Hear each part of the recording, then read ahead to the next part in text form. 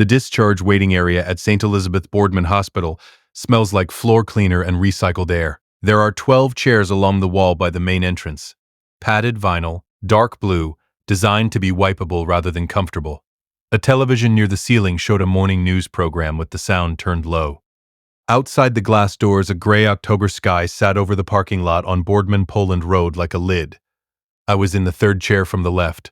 On my lap was a plastic bag, the kind hospitals give you for your personal effects, clear with a drawstring top. Inside mine, reading glasses, my wallet, an undercharged phone, a watch my wife Ellen gave me for our 40th anniversary 6 years before she died, and a discharge summary my hands were too unsteady to read. The anesthesia shakes. Most patients experience tremor for several days after major cardiac surgery. In me, it was intermittent and specific, arriving without warning in the middle of simple actions, making a piece of paper behave like something alive.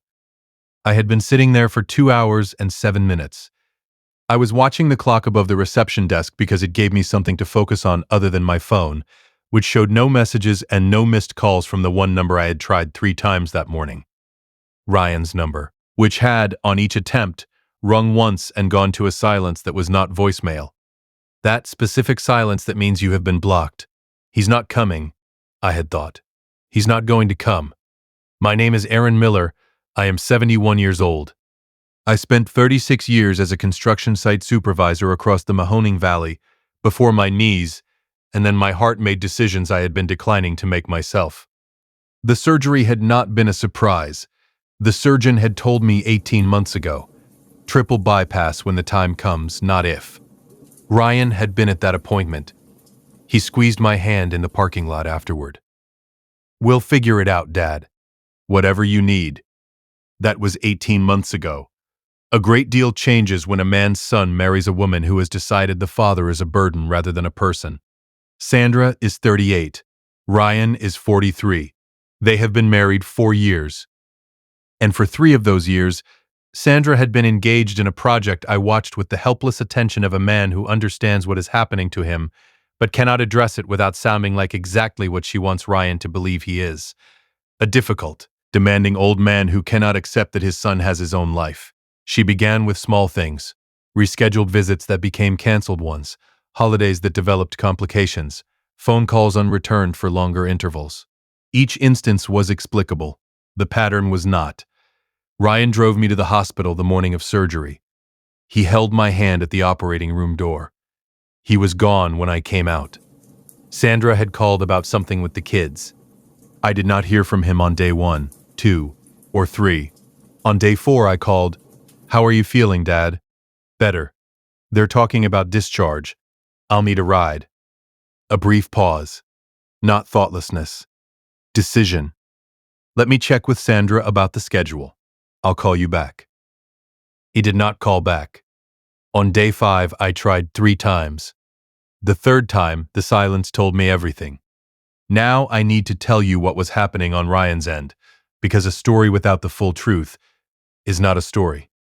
It is just a complaint. The night before my discharge, Ryan sat at his kitchen table on Overbrook Drive in Boardman, with Sandra across from him, and a conversation he had been avoiding for 3 years arriving whether he wanted it or not. Sandra opened with the practical argument first. "Ryan, we've talked about this. The kids' college funds. The mortgage refinance. We can't keep absorbing every—" "He hasn't asked us for money," Ryan said. "He will." She set down her coffee. "He's 71 and just had bypass surgery and lives alone on a fixed income in a house that needs a new roof. He will ask. And you'll say yes. Because you always say yes." Ryan looked at his hands. This was not untrue. I had borrowed money twice. $900 for a furnace failure in January 2021. Both times Ryan gave it without hesitation. Both times Sandra said nothing directly, but communicated everything adjacent to it through a week of pointed domestic efficiency. "He's my father," Ryan said. "I know," Sandra said, and her voice softened, which was more effective than the harder version because it required him to believe she was on his side. "And I know you love him. But we have 2 kids. We have a mortgage. And Ryan, your father is capable of more than he lets on. What he doesn't have is the motivation to manage independently when he knows you're always going to be there. This was the argument that landed. Not the financial one. The amounts were not large and he knew it. But the suggestion that his availability was not helping me but enabling me, that the safety net was preventing me from building my own ground, that one arrived dressed in the language of care rather than exclusion, and he could not immediately counter it. Is that true? He had thought.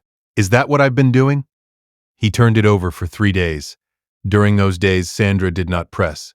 She was too skilled to press. She simply placed small pieces of information into the conversation the way you place stones on a path you want someone to walk.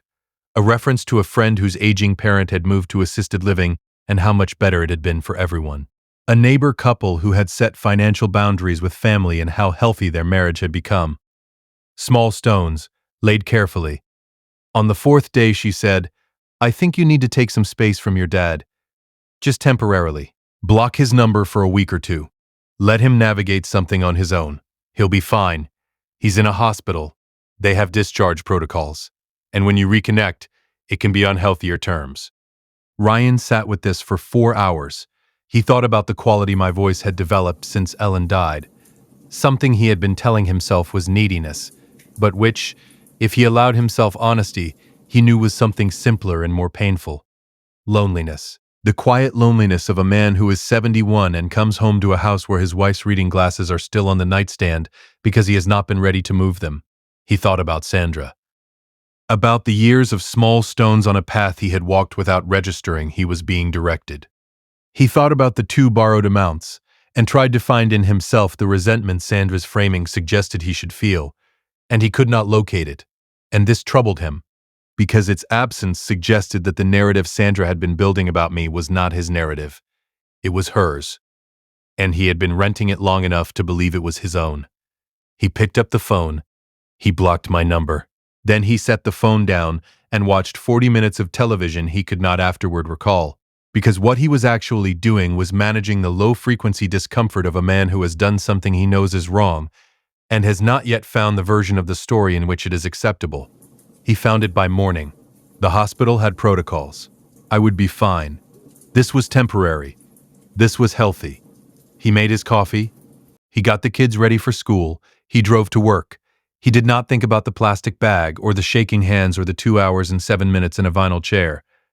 He told himself a story and climbed inside it, and kept living there until Patricia Whitfield's Facebook post made the story impossible to inhabit any longer. But I did not know any of this yet. I knew only that the phone was silent. The cab fare to my house was $32 I didn't have in cash, and my hands were too unsteady for the hospital ATM. I was 71 years old with nowhere to go. That was enough to know for the moment. Welcome back to Sweet Family Revenge. Grab your snacks, get comfortable, and remember, the people in these accounts had every chance to behave themselves. They just chose wrong. Drop a comment and be sure to subscribe. You're going to love it here. And then footsteps on the linoleum. Not the soft tread of nursing shoes, but the harder sound of dress shoes. Unhurried. Deliberate. The walk of a man who is not in a rush because he has decided to be here. Dr. James Whitfield sat down in the chair beside me. He was still in his white coat, 58 years old, with the build of a former athlete maintaining structural habits if not intensity. Hair mostly gray. The face of a person who has spent decades looking at things that matter. He looked at the plastic bag. He looked at me. He said quietly, as if testing whether the words were real before committing to them, "Mr. Miller, do you remember a highway outside Cincinnati? 30 years ago? A car that was on fire?" I looked at him. "Oh," I thought. "Oh." "Yes," I told him. "I remember. That was me in the car," he said.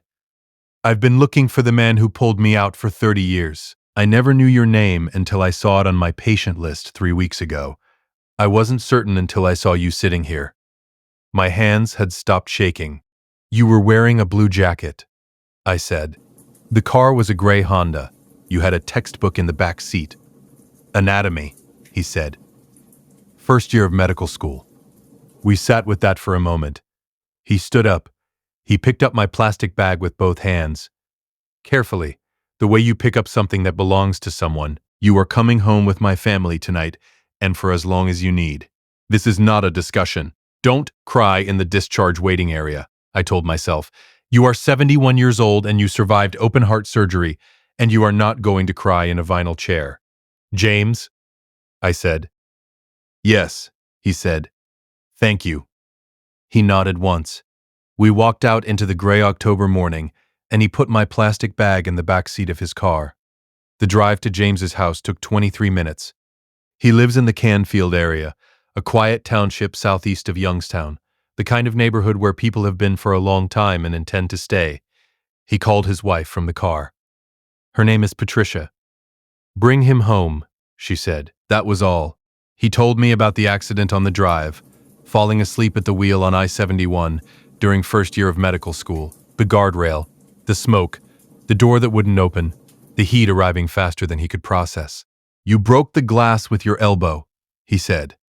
Most people would have looked for a rock or a tool. You used your elbow. It was faster, I said. That's the part I've thought about most, James said. Patricia was at the door when we arrived. She came down the porch steps before we were fully out of the car. Thank you for saving my husband's life. I didn't know what to say. He did most of it, I managed. She laughed, a real laugh, and took my arm and walked me into a house that was a home. Children's shoes by the door, a kitchen smelling of garlic and rosemary. A yellow Labrador named Frank, who investigated me with the thorough non-judgment that Labradors apply to all new humans. Patricia showed me to the guest room. A white quilt, warm lamp, towels across the hall. Rest, she said. Dinner is at 6:30.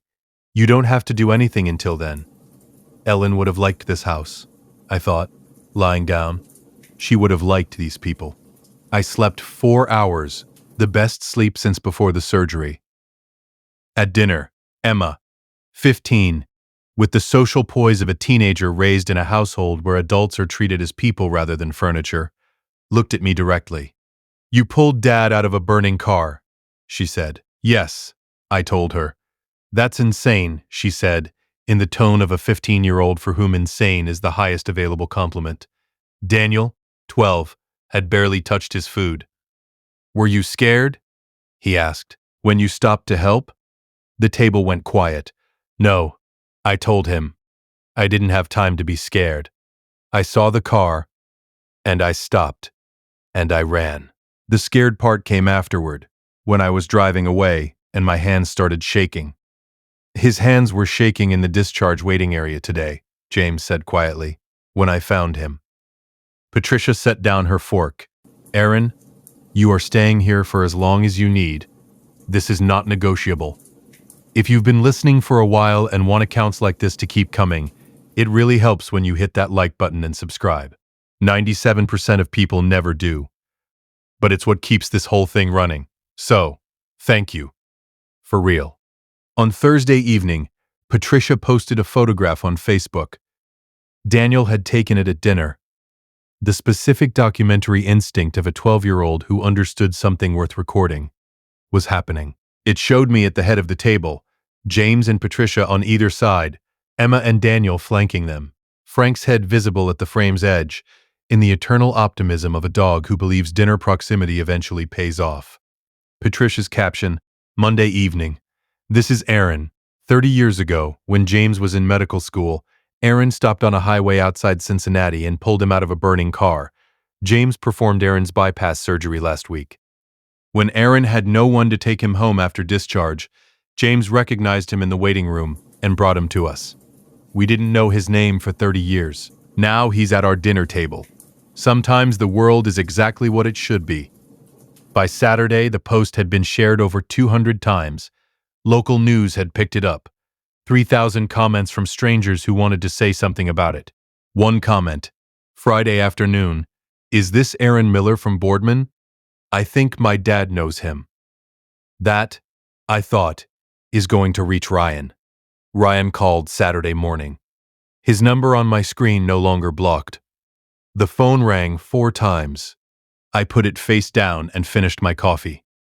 Ryan drove to the Whitfield house that afternoon. I watched from the window as he parked and stood beside the gray Subaru, looking at the house the way you look at a door you are deciding whether to knock on. Dark jacket and jeans. His mother's eyes, that gray blue I have always found difficult to look at without feeling the sweet ache of things gone and not gone simultaneously. He looked like a man who had not slept well, and knew why. James answered the door. Ryan looked at James. He said, "I'm looking for my father." James said, "Oh, come in." Ryan came into the living room. Frank investigated his shoes. Ryan looked down at the dog. "Hey, bud," he said quietly. Then he looked at me. "Dad." One word. Everything in it. "Sit down, Ryan," I said. We sat in the working silence of two people trying to find the beginning of something true.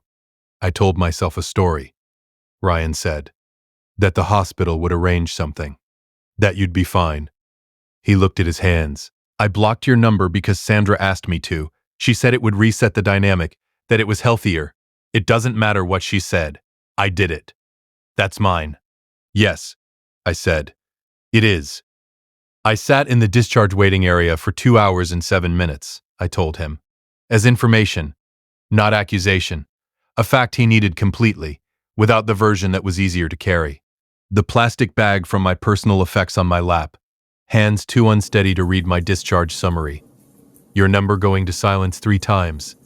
The cab was $32 I didn't have in cash. I didn't ask a nurse for help because I couldn't find a way to say out loud that my son had blocked my number 5 days after my bypass surgery.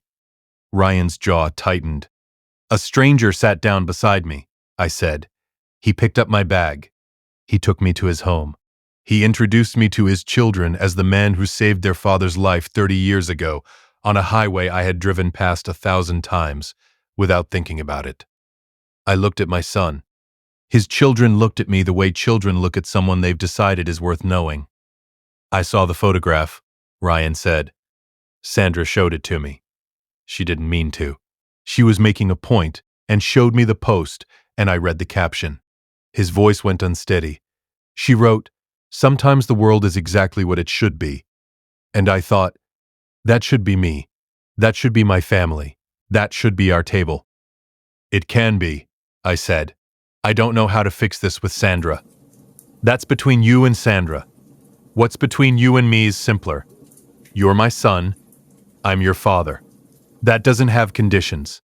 He looked at the floor. "I blocked your number," he said. 5 days after your bypass surgery." "Yes. That's—" He couldn't finish. "It is," I said. "And it's something I'm choosing to put down, not for you. Because I'm 71 years old, and I've had my chest opened, and I'm sitting in a surgeon's living room, because a stranger remembered me for 30 years. I do not have time to carry things that are heavy and pointless. Do you understand what I'm saying?" "Yes," he said. "Good. Now go say hello to James and Patricia, and give that dog some attention. He's been waiting patiently." Ryan laughed, broken, genuine, slightly waterlogged, and Frank's tail began to move immediately, the irrefutable enthusiasm of a dog who has decided laughter is the best possible development. Ryan stayed until 7. He drank coffee, answered Daniel's questions about electrical engineering. Daniel found this significantly more interesting than Ryan expected, and laughed twice more, both times genuinely. When he left, James held his handshake a beat longer than standard, and said something quietly I couldn't hear. Ryan nodded. He hugged Patricia, who held him the way people hold someone who needs to be held. He drove away in the gray Subaru. Frank sat beside me at the window. "Good dog," I told him. His tail moved. I stayed 3 weeks. I moved back to Shields Road on November 4th. Dorothy is my neighbor. She helped me carry my bag inside, made tea, sat at my table for 2 hours while I told her everything. She cried twice and laughed 3 times. "Ellen, your late wife would be so proud of you," she said. "Ellen would be proud of James and Patricia," I told her. "Yes," Dorothy said, "and of you, for sitting still long enough for someone to find you." Ryan calls on Sundays. 40 minutes each week, real conversations, not the managed exchanges of the past 4 years. He told me 3 weeks ago that he and Sandra are in couples counseling.